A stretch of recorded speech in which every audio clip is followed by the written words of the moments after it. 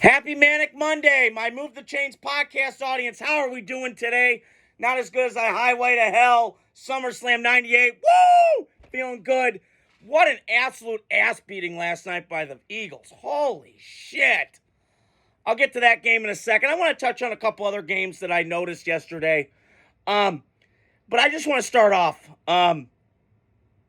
with the Eagles dismantling the Rams last night. I know the Rams kind of made it close, but that game was over before I could even blink. I actually went to bed last night. It was, I think I saw I think it was 30-14, and I saw Saquon burst one or something like that. He went Rambo last night. One of my buddies, Admir, used to work with at Walmart, thought he needs to get tested for steroids. I don't know about that. But the Eagles are legit, and they looked like the part last night. I will say Saquon Barkley is one of the best signings of my lifetime in free agency ever. Charles Woodson, you got to go down the list of like Deion Sanders when he went from Niners to the Cowboys in the 90s. Just you look at the way that free agency, the Giants are screwed. And listen, man, I could get into the Giants and how bad they are because they are dysfunctional. It's almost Raiders-esque near the end with Al Davis, and it's starting to feel that way with the Giants. But man, what a pickup by the Eagles. I mean, that guy is. And here's the thing: Saquon could go on a vengeance tour and go absolute out for blood and just murder and slaughter sheep any way he can. But this guy's different, and in a day and age where everybody's so into themselves, me, and I get it, I fall into that category, my generation does. But it's so refreshing to have a guy go, you know what? Let the other guys have their glory. I've got my numbers. And that's refreshing to me.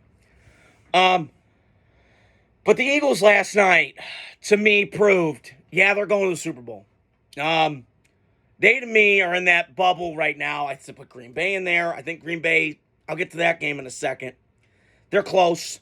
I put Detroit and Philadelphia. That's a collision course for the NFC Championship game. Now, where it's going to be ending up, I'm not sure. I would think it's going to be in Detroit because Detroit's only got one loss and Philly's got two. Could Philly lose out the rest of the season? I don't know. I highly doubt it. I think they might beat Dallas again in Philly. I just see a lot of stuff with Philly that I love. They're both, they are built like Detroit. Line to scrimmage, D-line, O-line. Now, Philly's O-line is elite just like Detroit's. But their D-line lost a great guy last night. Brandon Graham, a legend there, been drafted since he came in. I think it was 8th grade when he got drafted by the Eagles in 2010. One of the first memories I had was they played out in San Francisco. 27-24, they beat the Niners. And I think Alex Smith got strip sacked, and then they returned it. It's crazy. That was 14 years ago. But they lost him today. As I was reading tonight, I was finishing up at the gym, and I got on my phone, and he's out for the whole year with a torn tricep tendon. So that's a huge blow for the Eagles. But I will say, though, their depth on the D-line is just nasty. And Jalen Carter, good for the Eagles for picking him because that guy is an absolute wrecking crew of a player. We knew that coming out. The problem was he had a lot of character flaws off the field. And I know the Raiders want to take him. I know the Falcons. I know the Bears did. But like John Middlecoff said, an ex-scout said, he goes, they don't have the infrastructure like the Eagles do. And I totally agree with them. They are a well-built, well-oiled machine in the NFC, and maybe the whole league. They're in that category with Green Bay. I think Niners, because they've been, well-run. I'm just like with the hierarchy of owner, coach, it just kind of trifects. But they've been well-run for years. They just know what they're doing. And I think that's why Jalen Carter, went to the Eagles. He had a bunch of his buddies there, his homies, that could kind of corral him and kind of smooth out those edges that were kind of bad. And he's just a game wrecker. I mean, you saw it last night. The Rams' offensive line's getting better. They had no answer for him last night. And, the Eagles, to me, listen, I still got my questions with Sirianni. I'm going to say that all the time. I do have it with a little bit with Campbell at times, but not really. I think he's matured. I think he's still emotional at times. But I see the Eagles and the Lions in a playoff game. And what I meant by getting back to my point about the Eagles, Lions, and their defensive line similarities, they both had, one's got Aiden Hutchinson, who's all pro. He got hurt for the year. And then they had Brandon Graham for the Eagles. He got hurt. So 2 Michigan guys. And, heartbeats of their team, especially on the defense side of the ball. And you lost both of them for the year. Now, I think Philly, to me, is it going to be a detriment a little bit for me? Now, they still got pretty good defensive linemen with Huff and all those guys, and they got from the Jets. So they got some players, and they do a really good job. They've had great passers from all my lifetime. Jason Babb in 2011. They've had just guys rotate in and out. They do that wide 9 scheme where they just get wide and they can stretch it on the perimeter. And last night, Matt Stafford had no chance. I mean, he was getting worked last night inside. So Philadelphia, recap it. That was a great win for the Eagles. Matt Heitman, shout out to you. That was a great win. Saquon Barkley is just incredible. And the Giants are on a curse right now of it's sort of like the Red Sox and Yankees. Babe Ruth leaves. Reds got some win for a while. I think that has the same chance and stance with Giants, Eagles, Saquon leaving to go to the Eagles and him leaving the Giants. So, the other part I wanted to get to the Rams last night. Great first drive. I was thinking in my head what I was going to say on here tonight. It's great having you guys in. Great first drive by the Rams. They were running it down. They were passing Cooper Kupp and Nakua, and they were balling. And then it just kind of snowballed. And Sean McVay's an excellent coach. It's not a shot at him. He just looked overwhelmed last night. So again, I don't know what to make of it. With the Rams, I would just say a tough loss for group. But this is a couple weeks in a row where their offense just kind of sputters. It's inconsistent, even with Stafford. And how many more years he got left? I think he's got 2 more in the tank. I mean, he's still playing at a high level. Last night he played well. I mean, he just was on his ass half the time. So I can't really judge a quarterback when he's on his ass. When his offensive line's getting beat off the ball. So they got a lot of work to do, the Rams. Again, that NFC West kind of wide open. So maybe they can get on a run like they did last year, but we'll see. Kind of highly unlikely, but still love watching Stafford play and love when their weaponry is on point. The other game I wanted to talk about, and I'm recording this actually during the Ravens-Chargers game. I'll get my reaction to that tomorrow.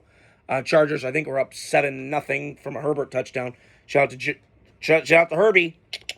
He was on my fantasy team. I picked him up. So, and I'll get that reaction tomorrow. So, I watched the Niner-Packer game last night, and my jaw hit the floor.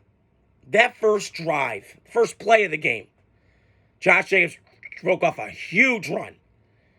And just goes to show that I miss you, bro. JJ, I miss you. Miss you, Josh Jacobs. Come back to the Raiders. You left at a great time, though. But I knew from that first play of the game, I said this game's over. I just, to me, with the Niners, this is an older team. And my dad asked me, he goes, I thought you said they were good. And I said, I did too. And I got fooled. They had a lot of noise this offseason. That never equals great, even with good teams. Green Bay a couple years ago, they were good, but they had the Aaron Rodgers nonsense going on. I just think with the Niners, like they gave Ayuk all that money, which was a mistake now. I just think that the Niners are kind of in trouble. They got to reboot. This is, as simple as that. Now, am I paying Purdy that money? Why's the rush? Why am I rushing to pay Purdy? Like, he's been hurt twice. He's been hurt. He had the elbow in the NFC Championship game 2 years ago against the Eagles, coincidentally. And he had a shoulder injury yesterday, which we can't really confirm because I don't know if it is true or not. I'm not paying him. And listen, they're still a good football team. This isn't like a shot at the Niners. They just need an injection of youth. Not venom, like a snake, but they need an injection of youth. And they've done a great job drafting in the later rounds, and that's fine. And they drafted decently in the first round. They've had some misses. Every team does. So, I do think, though, their philosophical belief, for me, is kind of laughable. When they just think, oh, we're going to go skill. We're going to go skill player. We'll work the rest out. Okay, that's fine. But you need better offensive line play. They got manhandled yesterday off the ball. And Green Bay's D-line isn't bad. And that was alarming yesterday. And listen, like, you brought McCaffrey back. The band's back together, dude. And Kittle's still playing. He's old. You know, he's been in the league. He's been banged up, and he's a hard physical player. But that was just, I mean, and Kyle Shanahan, I just think he's overrated. When are we going to stop winning this guy? He's a great offensive coordinator. But I don't see the head coach thing. And it's a shame because I'm a fan of Kittle. Cousins went to Iowa. I'm a fan of Big Ten guys. I did laugh, though, when he was talking about the WWE and he had a super slam like I have on. And I think it was Shawn Michaels, 1996, the Heartbreak Kid. So that's kind of cool. We can relate to that. But he's an older player. Debo looks slow to me. Not with the same burst. Maybe he's been hurt. I don't know. But this Niner team, I just think it's going to explode. And I think they need to just blow it up. I don't know. Because they're kind of screwed. They gave all these guys money. They're kind of guaranteed. So they're kind of fucked. Fuck around, they're going to find out. And on the flip side, I want to give the Green Bay absolute great job yesterday. That Niner-Packer rivalry cannot be understated. It's one of the best in football, going back to the 90s when they had Steve Young and Brett Favre and Aaron Rodgers, and had a lot of great matchups. But I will say Green Bay, for most of my life, has been a finesse football team. Not yesterday. Not since they've had Matt LaFleur, they have been a physical, offensive line's athletic, nasty, can move people off the ball, get up to that second level, put a hat on a hat, and you block somebody. Voice of that's offensive line play. And they do it yesterday. And is Green Bay a Super Bowl team? Part to me, yes. But part of me right now, Detroit and Philly are just on a different level. I think Green Bay's getting there. But I don't know. I just think, Jordan Love's a wild card. He's going to have Favre in him where he's going to throw picks. I'm going to go, what the Oh, okay, cool. All right. So there's just a lot of that question marks with the Packers. But this defense has been balling under Jeff Hafley. A big, big, huge improvement. Obviously from when Trumberry was there. Great hire by the Packers. And it just goes to show you market size doesn't matter when it comes to teams in the NFL. Buffalo's small market. Kansas City's kind of relatively small. All these teams, Baltimore's kind of a small town. Small markets, they kick ass in this league. So the notion of, the big markets dominate more. No, you win. It matters. And Green Bay's been winning since 1992 when they got Brett Favre in that trade from the Falcons. So Green Bay's still elite. I still think they're a really good football team. Trust them a lot. Matt LaFleur's an excellent coach. And they got a really good roster. So, great win by the Packers. Niners need a reboot. Just a shame that this season's gone the way it has. If I'm them, I'd try and get a top 10 pick. You haven't had that in a while because you've been winning. Winning cures everything. It's like the best perfume in football. You get a bunch of shit on, put some perfume on it, it clears it away. So, last game I wanted to touch on. So, to recap, Niners, rebuild, Packers, maybe playoffs, maybe a championship game, but they're getting close. So last game I want to touch on, and listen, the Bears lost yesterday. And I could shit on the Bears all day. And I usually do. But I got to give some love to my man and my guy, Sammy Darnold. Sammy Darnold, he balled out yesterday. And I've been saying this about Sammy. He's got my name, so he's got some brownie points. I love you, bro. Finally, they have a coach that believes in him. They didn't in Carolina. They didn't with the Jets, obviously. Kyle Shanahan did, and he told Kevin O'Connell, bring this kid along. He's great. And Sammy's been excellent. And yesterday I thought, I was kind of flipping back. I had the Raider game on. I was watching I was flipping back and forth. And the way that they work offense. And this is what the difference is to me between the Bears and Packers. Vikings, Packers, Bears, excuse me. I'm getting all twisted up here. Is that the Vikings can get Sam Darnold on layups. And I just worry with the Bears. Like, you got to get a new coach. Like, come on. Manny Eberflus, nice guy and everything, but he's not a coach. 5-18 and these, at home? It's not good enough. This is Chicago. You got to do more. In Minnesota, I'm proud for Sammy. But here's the problem. Here's my issue with the Vikings right now, because they're in a weird dilemma. I was thinking about this today. J.J. McCarthy comes back. They draft at 12th. So what do you do with Sam Darnold then? Now, if I was the Vikings, I would kind of see where it goes. Now, where do I think they end up in the playoff? It's a long way away, but I could see them winning a playoff game and getting knocked because they would probably end up playing in Arizona, possibly, I don't know, or somebody like that. Now, could they play with the Eagles? Can they play with the Lions? Absolutely. They can go toe-to-toe with them, and especially on the offensive end because they are explosive as hell. Hawkinson got him back after being hurt. Aaron Jones out of the backfield, even in the backfield. Justin Jefferson, we know, is a stud. One of the best receivers in football. Jordan Hanson's great number 2. In that Rager kid, the Naylor, the 83 guy. So Minnesota's got a lot of elements I love. And they're a really good football team. And Kevin O'Connell's done a remarkable job with this team. And on the flip side of the Bears, listen, I've been critical of Caleb Williams. And I still am. He's not my cup of tea. But lately he has played like a number 1 pick should be. On the run, rolling out, all that stuff. Now, does he hang on the ball too long at times? Yes. They need to fix their O-line, no question, in Chicago. But I will say I was a little bit more convinced he might be the guy because I went into yesterday's game and I'm like, this ain't going to go well. The Brian Flores defense is eating up. C.J. Stroud, a really good player, sophomore slump this year, but solid quarterback. Brock Purdy, solid. And Jordan Love, they caught him flat-footed up in Lambeau. So I was just impressed with Caleb yesterday. You know, didn't have fuck-ups. I'm glad they got rid of Shane Waldron. Phil Sexton and I were talking about this.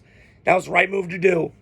But the Bears, the weird part with the Bears now is, like I just mentioned with the Vikings, is, okay, I get fired Matt Eberflus. Who am I bringing in?